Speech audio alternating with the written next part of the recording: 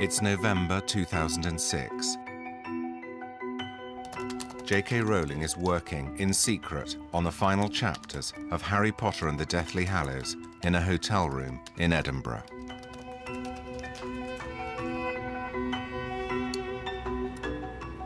Yeah, I've helpfully made the note for myself. This will need very serious planning. I don't know when I wrote that. And I was quite right in that. The Harry Potter series has taken 17 years to write. It's an epic saga of childhood confusion, danger, and adventure. But it's more than just a children's story. Behind the witchcraft and the wizardry lies an intensely moral fable about good and evil, love and hatred, life and death. My name is James Runcie. I'm a writer and a filmmaker, and I want to find out the secret of J.K. Rowling's success. How has she done it? And where has it all come from? You look really nice, Jem. Oh, thank you.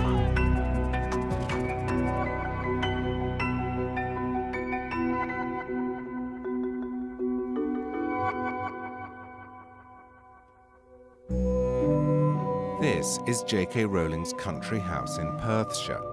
Once inside, I decided to start the film by asking a few direct questions. What's your favourite virtue? Courage. What vice do you most despise? Bigotry. What are you most willing to forgive? Gluttony. What's your most marked characteristic? I'm a trier. What are you most afraid of? Losing someone I love. What's the quality you most like in a man? Morals. What's the quality you most like in a woman? Generosity. What do you most value about your friends? Tolerance. What's your principal defect?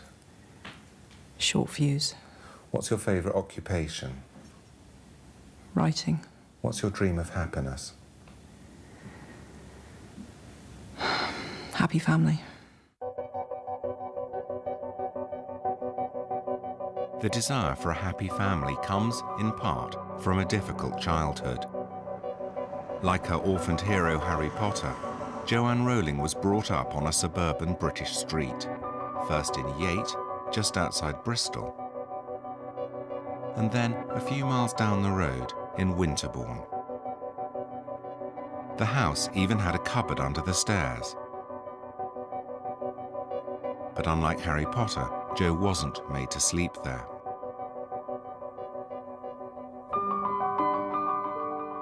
She shares the same birthday as Harry Potter, the 31st of July. And together with her sister Di, endured similar childhood economies.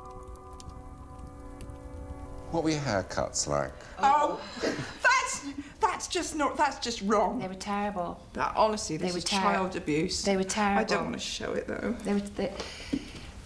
I've got it here. But I That's not... Right, that. Look at my fringe. I don't think anyone can stomach that for long. If you're wondering, Jo is the one on the right. If you weren't used to cutting hair, wouldn't you approach it in a gentle, slow manner? Wouldn't you go to a hairdresser? Well, maybe they could, but wouldn't you just cut it slowly and not attack it like a hatchet? I do think you've come... Mine was always crooked, always. Did you wear similar clothes? Oh, my God, yes. Different colours. Yeah, but... you always had pink, and I always had blue. Because you were the boy, Jo? Yeah. Because you were the eldest? Yeah, and I was supposed to be a boy, so... Simon John. I was supposed to be Simon John. I even know who I was supposed to be. Oh, they told you? Oh, yeah. She was a massive disappointment. Yeah. And so then I said quite hopefully, and when Di came along, were you disappointed too? No. I said, was that because you found out it was quite nice to have a girl? No. So then I just went upstairs and wept.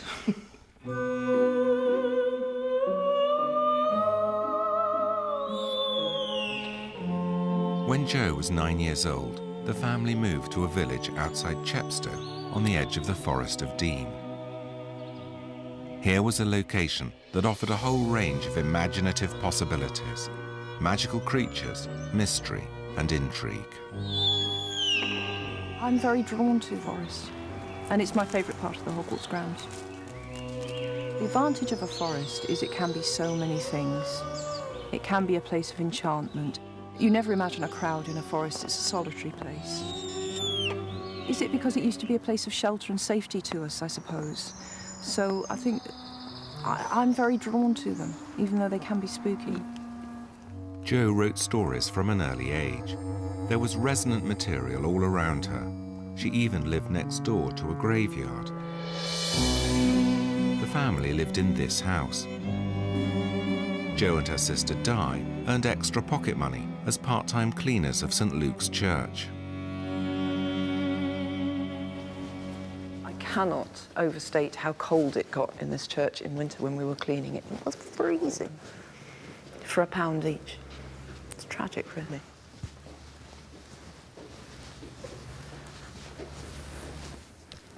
We must be in here loads, because we used to sign this book all the time.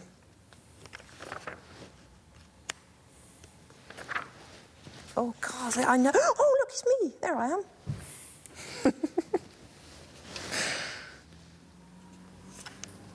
Me and Di together. Joanne Rowling, age 12, Diane Rowling, age 10.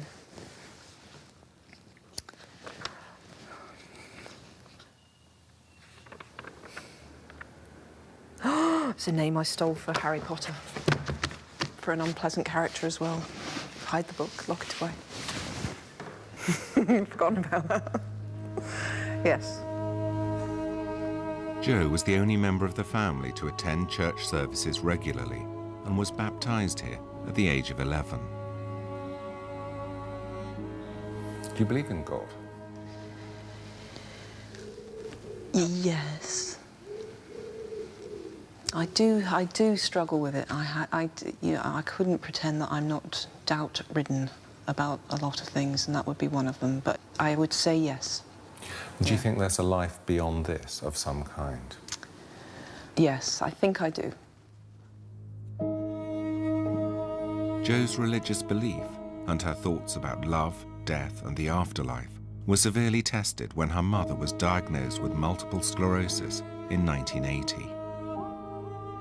I was 15 when she was diagnosed, but we now know that she was showing signs probably from when I was about 10 or 11.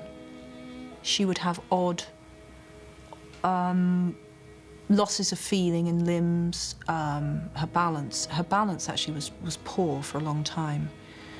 And then it just got worse and worse, and she decided it was time to visit the doctor, but she wasn't expecting to hear anything. And then, you know, a year of tests, and there we were. She had a very virulent form of the illness, and at that time there were no drug treatments at all. They said, well, you've got multiple sclerosis. See you. The illness was to have a devastating impact on the two girls, particularly as they found their father difficult.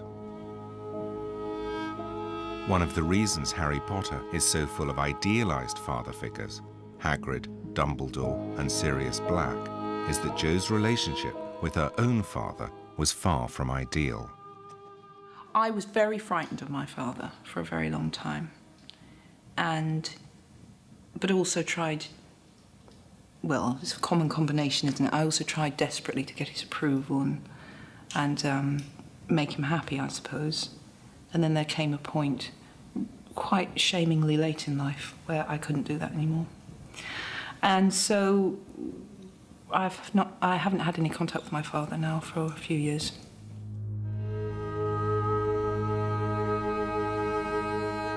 The absence of any meaningful relationship with her father and the long, slow loss of her mother are two of the most important influences on Jo's writing. Anne Rowling died in 1990. She never knew about Harry Potter or the phenomenal success her daughter was about to enjoy.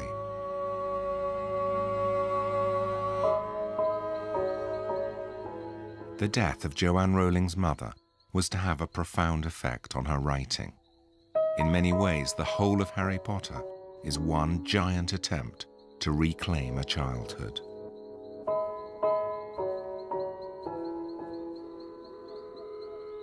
You think the dead we have loved ever truly leave us? You think that we don't recall them more clearly than ever in times of great trouble? I'd been writing for 6 months before she died. The weird thing is, the essential plot didn't change after my mother died, but everything deepened and darkened.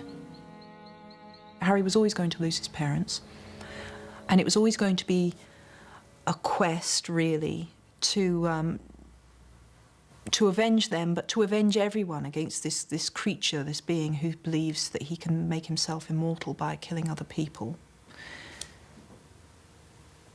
So that's something I created before she died, but yes, it seeped into every part of the books. I think, in retrospect, now I've finished, I see just how much it informed everything.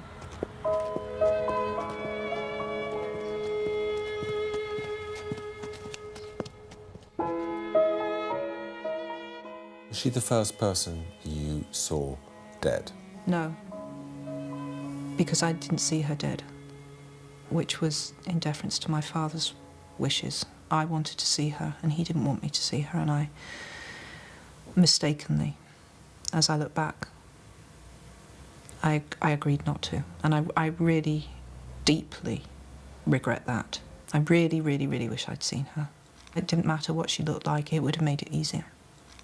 Because I do believe that the truth, which is another theme in the books, and certainly stems from my own past, I think that the truth is always easier than a lie or an evasion.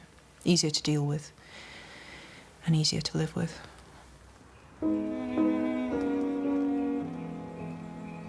After her mother's death, Jo moved to Portugal to teach English as a foreign language. She married Georges Orantush, a television journalist. Together they had a daughter, Jessica, but the marriage failed after 2 years. Jo succumbed to depression.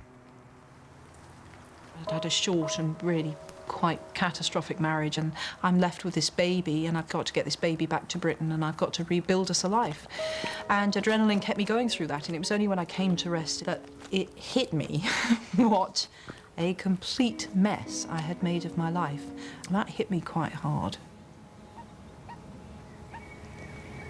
We were as skint as you can be without being homeless. In other words, we were existing entirely on benefits. And at that point, I was definitely clinically depressed. And that's just characterised for me by a numbness, a coldness, and an inability to believe that you will feel happy again, or that you could feel light-hearted again. It's just all the colour drained out of life, really. And I loved Jessica very, very much, and was terrified something was going to happen to her, because I think I'd gone into that very depressive mindset where everything's gone wrong, so this one good thing in my life will now go wrong as well. So it was almost a surprise to me every morning that she was still alive. I kept expecting her to die, or it was a bad, bad time. Jo's depression inspired her creation of the Dementors in the Harry Potter series. Dementors are among the foulest creatures that walk this earth. They infest the darkest, filthiest places. They glory in decay and despair. They drain peace, hope, and happiness out of the air around them. Get too near a Dementor, and every good feeling, every happy memory will be sucked out of you. The Harry Potter books may be located in an alternative fantasy world, but they're filled with the pain and dilemmas of real life. They address serious moral questions about the nature of trust, loyalty, integrity, and the need to make a stand against evil.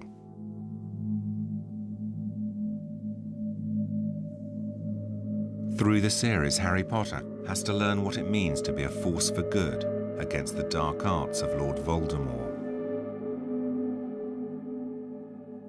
I think we all understand what an act of evil is, and Voldemort qualifies extravagantly for acts of evil. He's killed not out of self-defense, not to protect, not for any of the reasons that we might all be able to envisage, or most of us could envisage ourselves killing in certain extreme situations if people we loved were threatened or in war. He's killed cold-bloodedly, sometimes for enjoyment, and for his own personal gain. I call that evil.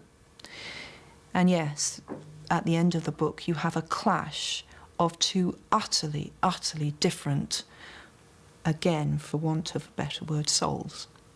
One that has been maimed and has become less than human, because to me, human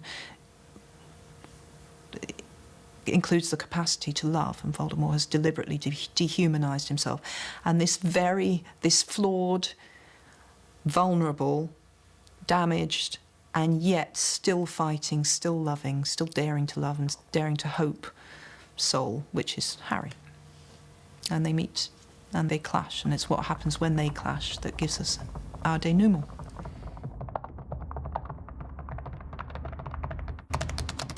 Jo locks herself in the Balmoral Hotel, Edinburgh, to work on the crucial final chapters of Harry Potter and the Deathly Hallows. It's January the 11th, 2007, and the end of 17 years of writing.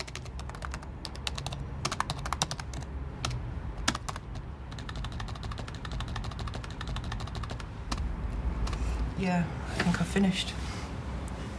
Hey, Jo, well done. Thank you. Well, you don't know, it might be rubbish. Some people will loathe it. They'll absolutely loathe it. But the thing is, that's as it should be, because for some people to love it, others must loathe it. That's just in the nature of the plot. Some people won't be happy because of what they wanted to happen hasn't happened. And to an extent, there's so much expectation from the hardcore fans that I'm not sure I could ever match up to it. But I'm actually really, really happy with it. So it's very odd to think that this will be broadcast after loads of people have read it. And people may right now be throwing things at the screen, but I'm really happy with it. I like it. And I don't always feel like that. Jo puts on the page numbers and saves the document.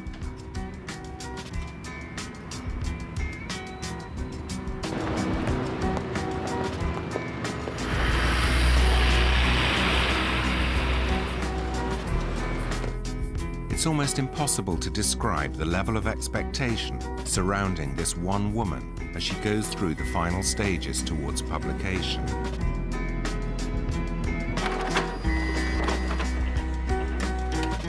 The process all seems so normal, almost boring. But this is now the most valuable manuscript in publishing history. She takes it in person to her agent, Christopher Little, in London. The handover is at Heathrow Airport at 10:43 on Friday the 12th of January 2007. The manuscript is taken to Jo's editor. After she's read it, she goes through it page by page, checking that every loose end is tied up.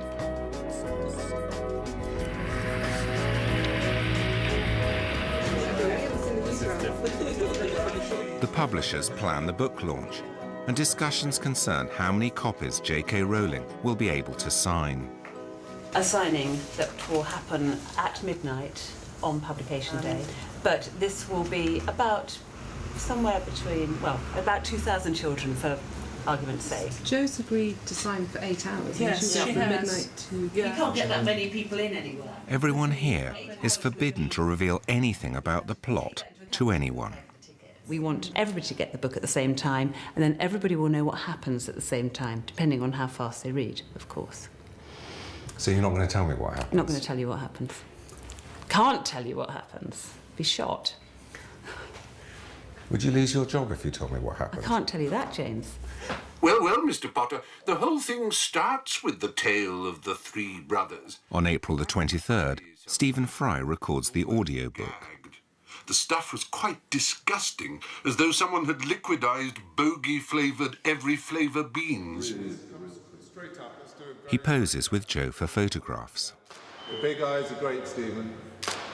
Joe, keep engaged. Yeah. Sorry. It's all right. Yeah. The Chinese have a saying, be careful what you wish for. I wondered how much J.K. Rowling wanted all this fame. I wished to be published, and I wished more than anything in the world to be a writer. Did I wish there was, but that it never occurred to me in a million years, James, that people would search my dustbins, put a long lens camera on me on the beach, you know. Never occurred to me that a journalist would bang on the door of one of my oldest friends and offer her money to talk about me. Never occurred to me that my children would be scrutinised to see how spoilt they were because their parent was famous. 3 weeks before the launch of the final book, Joe attends the film premiere of Harry Potter and the Order of the Phoenix, the 5th book in the series. It's a starry, glamorous occasion, and Joe is expected to behave like a film star. But she is a writer, and when she started, she could hardly have expected all this attention.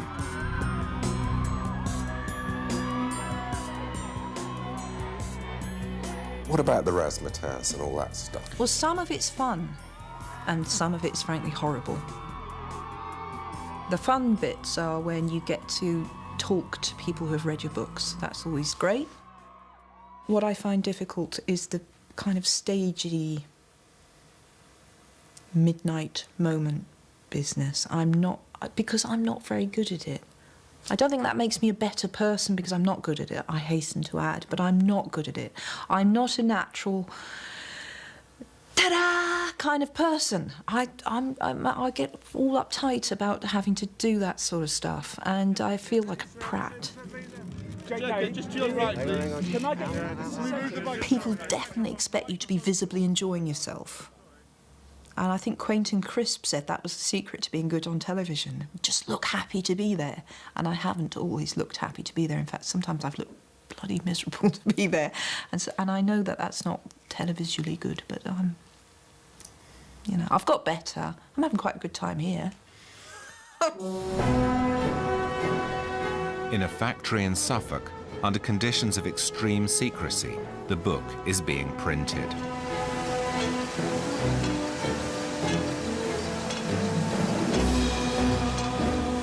So far, the Harry Potter series has sold 350 million copies in 65 different languages.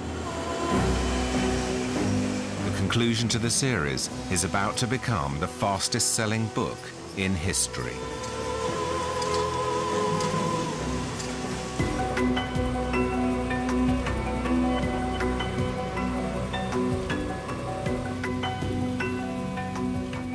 Harry Potter is a global phenomenon, and J.K. Rowling is now in demand all over the world.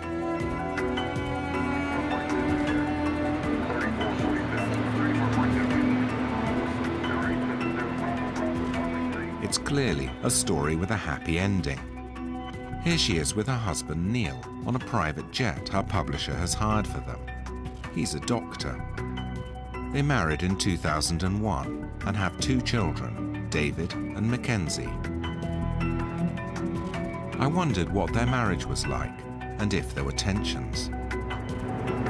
What is J.K. Rowling like to live with? Joe...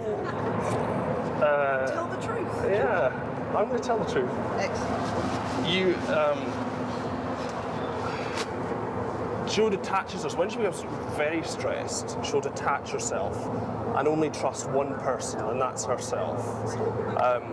So everyone else gets blocked out, and she becomes more and more stressed, and less able to accept any help. So that's presumably quite stressful for you. Well, it is stressful. Basically, the barriers go up, and it's not just me, but it's everyone else around her. Only one person is trusted, and she's got to do everything herself, despite the fact that, you know, it's not possible to do everything herself. But Jo's single-mindedness has led to the most anticipated book launch in history.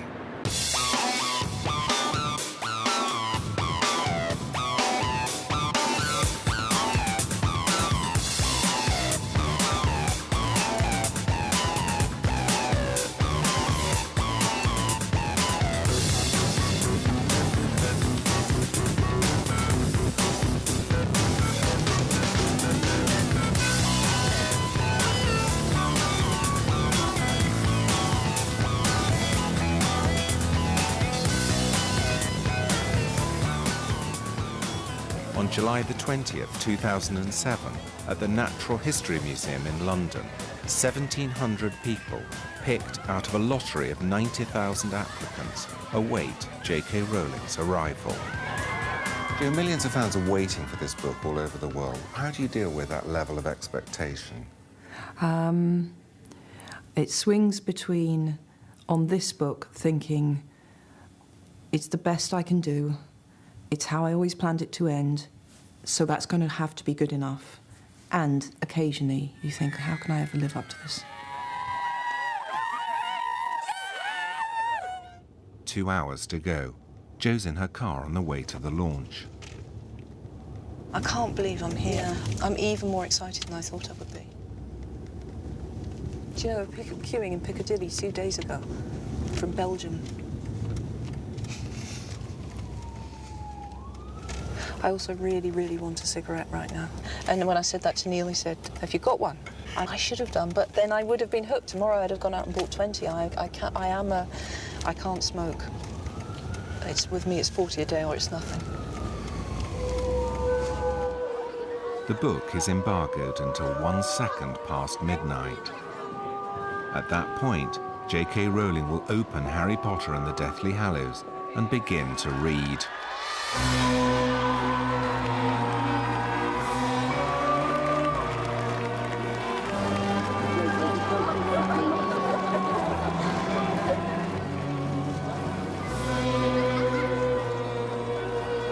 The countdown takes place worldwide.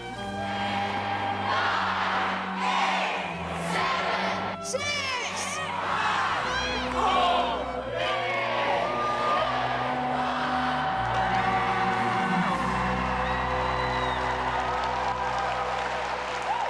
Chapter 1. The Dark Lord Ascending. The two men appeared out of nowhere, a few yards apart in the narrow, moonlit lane. For a second they stood quite still, wands directed at each other's chests. Then, recognizing each other, they stowed their wands beneath their cloaks and started walking briskly in the same direction. As Jo reads, fans all over the world collect their copies at last. Best day of our lives. It feels amazing having this in our hands finally after waiting for 10 years and 16 hours today. Oh my God, I can't even believe that I can go back to the hotel room and read this. Like, I can read this. I can read Harry Potter. Does it really matter now if I get a bit drunk and disorderly? I'll finish the book. In London, from 20 past midnight until 7 in the morning, J.K. Rowling signed 1,700 copies of her book. Here we are. We're off! First signing of the book.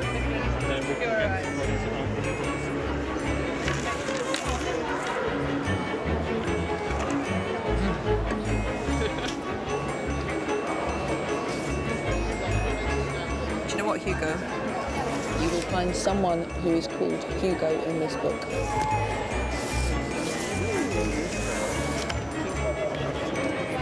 Thank you very much. In the first 24 hours, 2.65 million books are bought in the United Kingdom and 8.3 million books are sold in the United States. That's over 7,000 copies a minute.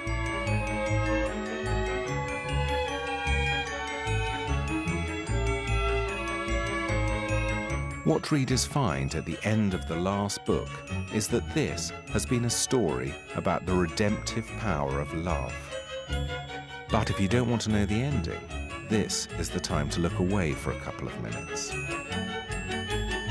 I felt it would be a betrayal of the character if I showed Harry doing anything other than living what all along he has discovered to be true, which is that love is the strongest power there is.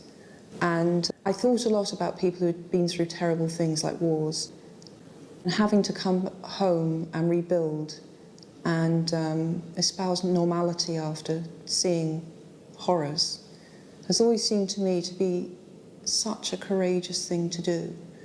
And climbing back to normality after trauma is much harder. It's much harder to rebuild than to destroy.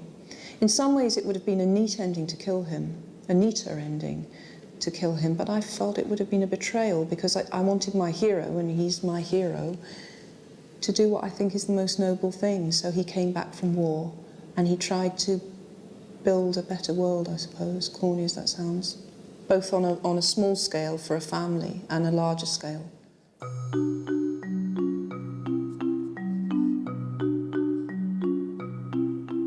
Jo ends the series by giving Harry a family. She's worked out the future of all the surviving characters and draws out a family tree for the Potters and the Weasleys. Victoire, who's in the epilogue, she is so named because she was born on the anniversary of the battle that finished it all, which is the 2nd of May, if anyone's been paying attention. And then Charlie had children or married. Is he gay? Dumbledore's gay. But I told a reader that once, and I thought she was going to slap me. But I always saw Dumbledore as gay. No, I don't think Charlie's gay. Just more interested in dragons than women. Percy married Audrey. Don't you think that's a very Percy-like wife's name? And they had Molly and Lucy. And then poor Fred died in 1997. And then George, a lot of readers asked me, was George all right? And of course he wouldn't be all right, would he? That's the reality. I can't. But I think that he married Angelina, who was actually Fred's ex, so you can, maybe it's a bit unhealthy, but I think that they would have been happy as he could be without Fred. I think he really would have felt like part of himself died. And then there's Ginny, who marries Harry. And Ginny marries Harry, and they have James, Sirius, godparents Ron and Hermione. They have Albus Severus, who's the one I'm most interested in. And then third, Lily Luna, for their dear friend. And what happens to Luna? Oh, Luna marries Rolf Scamander, who is the grandson of a great naturalist, so they'd have a very interesting life, globe-trotting and looking for weird animals. But I think she'd have twin boys. But later, that would be much later than this lot, who all settled down earlier. And are they happy? Yes, I think so. My lot are all happy. The twin boys have got names too. Lorcan and Lysander, if that's all right with you. Very Shakespearean. I can't help it. You know what it was like? It was like running a race and you get to the finishing line and you're running too fast to stop. So I do know what happened afterwards. So I couldn't stop my imagination doing that. So I know this sounds an awful lot of detail to go into for your own satisfaction and not because you're planning to write more books, but that's just how it was. I couldn't stop. I had to know what happened next. Well, you always have to know more than you put in, don't you? Yeah, yeah. And I carried that on into another generation, but yes, So all of that could be another book? Yeah. Don't. Oh, no, it can't be. No, I think it would. You've got no. I think it's definitely time to stop. Time to stop now. It gives me a certain satisfaction to say what I thought happened and to tell other people that because I would like my version to be the official version still, even though I've not written it in a book, because it's my world. But no, I don't want to write any more Hogwarts books.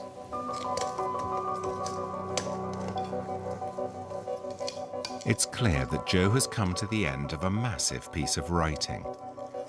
she's found a kind of closure, both in her work and in her family life. I'm making David's birthday cake because he's 4 tomorrow. It's just a family tea birthday cake, because the day after that we have the party for all his friends, and then he gets a shop-made Lightning McQueen from the Disney Pixar film with which he is obsessed.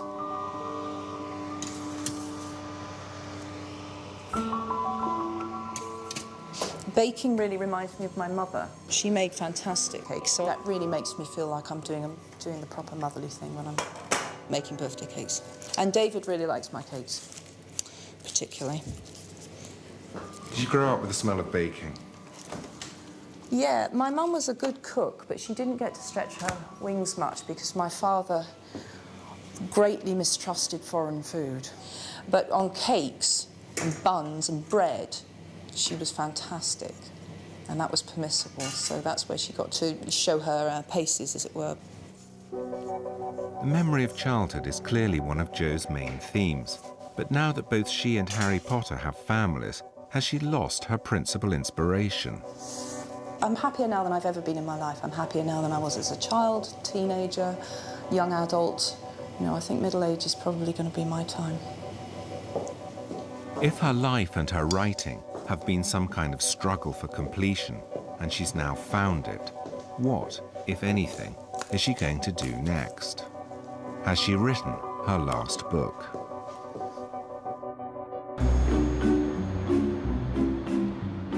The Caledonian Hotel, Edinburgh. The top brass of both Warner Brothers and Universal Studios have flown over for a meeting with J.K. Rowling. Hollywood comes to her. She doesn't need to go to Hollywood. They're discussing the building of a massive 20-acre Harry Potter theme park in Florida and are seeking her approval. You know what? Sitting in a room full of people who are trying to impress you, that's when I feel at my most fraudulent. Because I feel like I'm about 13 and they're all grown-ups. And I cover that up quite well, but I often think, why are you all looking at me for? Because for years I was the least important person in the room, and I was doodling on my notepad when I should have been taking minutes and actually writing Harry Potter stories. The howler is floating in space, and its mouth is moving, but you can't hear what it's saying. But if you stand in the perfect spot right in front of this window, we have what's called hypersonic sound, and only that one person can hear what the howler is saying. I think it must be quite odd to be J.K. Rowling. Half of her life seems almost normal, while the other half seems completely mad. And the sensor will tell that there's somebody there. It will open its eyes, growl, and lunge at you. There's also the question of money. According to some press reports, you have £570 million. Is this true? Those reports are bollocks. How much do you have? Loads, but I'm not telling you how much, but it's definitely not 570. Why won't you tell me? Because I think it's private. But you have lots of millions of pounds. Yeah, I do. Money means that J.K. Rowling can afford to do her Christmas shopping in Tiffany. There's a new curve that we have. It's wonderful. It's great. Yeah.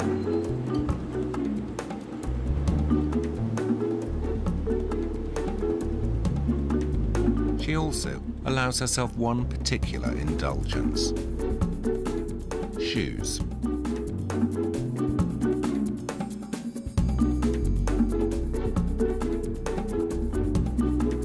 Why do girls love shoes so much? I want all of those. You're really nice. Do you worry about people asking you for money all the time? No. Do they? Honestly. Strangers write to me and ask for money. A lot. And sometimes I've given it. But with people that I know, it does change your relationships. Anyone who says differently is a fool or a liar. It does add a dimension to your relationships when your status changes initially, I think. But now, as time's gone on, I think my friends have made an adjustment and I've made an adjustment, and my experience is that your best friends are happy to take in the spirit that it's given, and you know, we can all relate pretty much as we ever did. Do you worry that people at some point are going to ask you, though? Is it like a sort of shadow in a conversation? You think, I bet they're going to ask me for money? No, definitely not. Definitely not. I don't walk around at all thinking that everyone wants to get a bit of money from me. Are you leading up to touching me? Do you want a loan?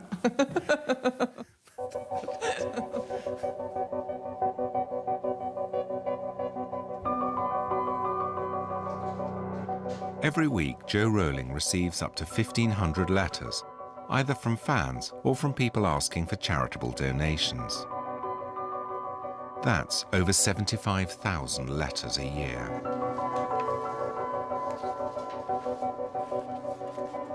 Initially, I was very disorganised with my giving. I didn't have a thought-through system. And again, that was becoming a bit overwhelming as well. So I have a charitable trust now.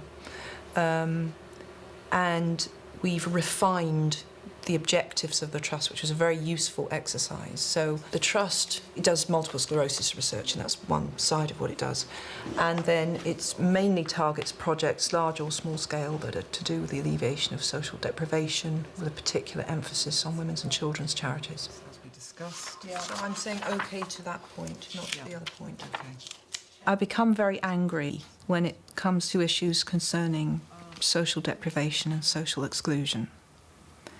And I become most irritated and angry by people who have really no idea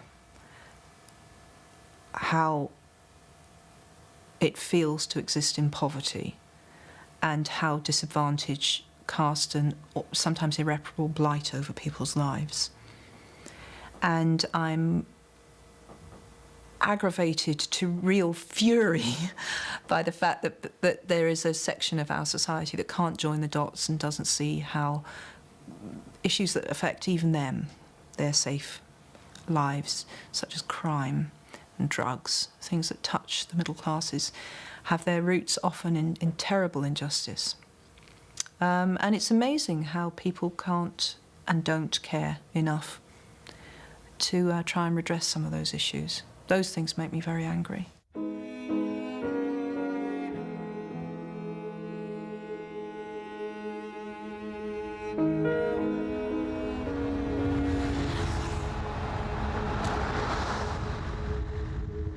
Jo Rowling has given away millions of pounds. She's never forgotten what it was like to have very little money. Amidst all the fame and the trappings of success, it's probably quite easy to lose sight of who she was when she started out.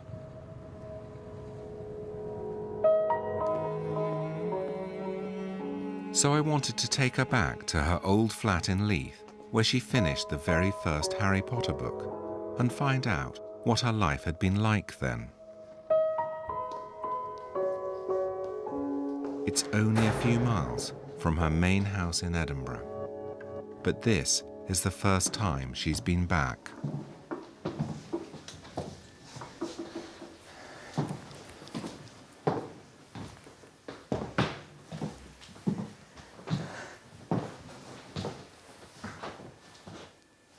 Did you write in here? Mm-hmm. This is really the room. Well, I finished Philosopher's Stone in here. This is really where I turned my life around. Completely. I mean, my life changed so much in this flat.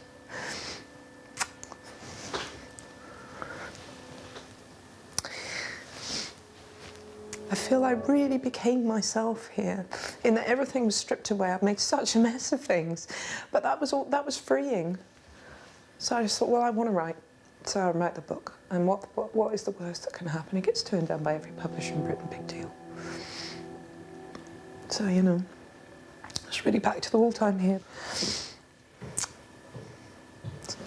My bedroom's a lot, my bedroom, the bedroom is a lot tidier now, God. God, that's much. This was a tip when I lived here. Oh, look, Harry Potter books. Now that's really freaky.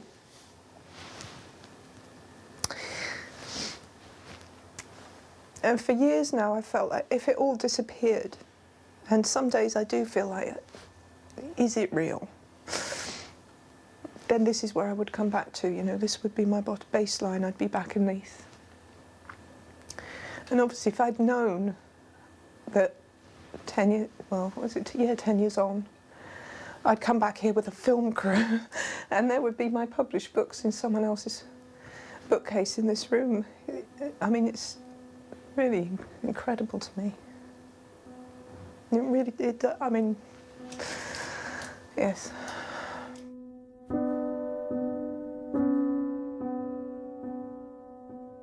Because it's such a well-worn part of my story now, it's a big yawn to hear how I wrote it, as though it was all some sort of publicity stunt I did for a year.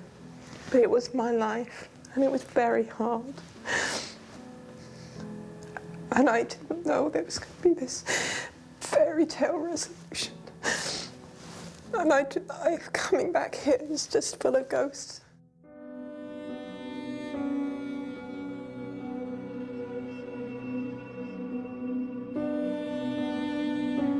For most writers, the act of writing is a form of therapy, a way of making sense of the world and their place within it.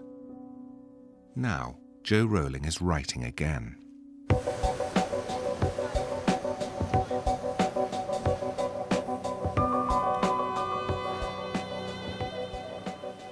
So, Jo, what are you writing now? A story that I describe as a political fairy tale. And it's for, I think, slightly younger children, so that will probably be the next thing that I finish.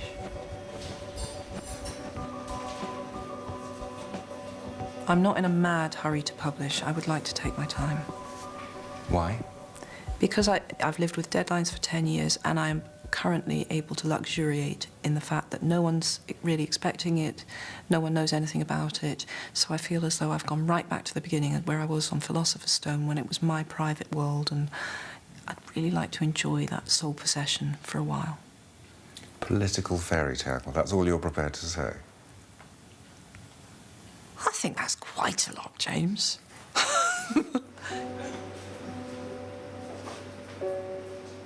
It's the end of a year of filming. There are just a few more questions I want to ask. When were you happiest? Hospital for the birth of each of my children, and Venice last year with Neil. What's your biggest regret? That I didn't keep my mother on the telephone longer the last time I spoke to her. What do you still want to achieve? I want to get better. Do you ever feel you just got lucky? Having the idea was lucky. Do you ever feel a fraud? Less as I get older, but I have done. What keeps you going? I'm a born trier. Why do you still write? Because I love it and I need it. How would you like to be remembered? As someone who did the best she could with the talent she had.